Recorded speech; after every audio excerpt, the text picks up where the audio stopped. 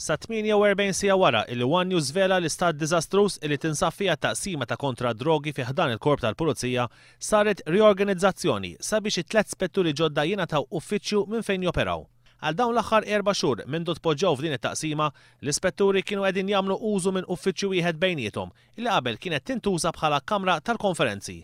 Jirriżulta li l-4 filgħodu ingħatat ordni biex it-taqsima tal-frodi tiċċaqlaq għalfejn kienet it-taqsima tal-forensika biex it-tlet spetturi jkunu jistgħu jingħataw uffiċċju kull wieħed.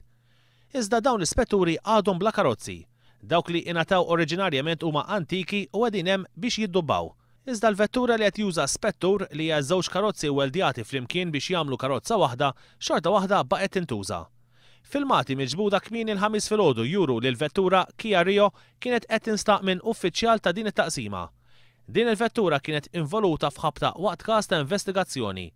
Iżda minflok inxtrat waħda ġdida, ittieħdet id-deċiżjoni li tinqata' l-parti l-imkissra ta' quddiem u nxtrat parti ta' quddiem ta' karozza oħra u twaħħlu flimkien bil-welding. Skont weġiba parlamentari, din is-sena 11% tal-vetturi tal-Korp tal-Pulizija m'għaddewx mill-VRT.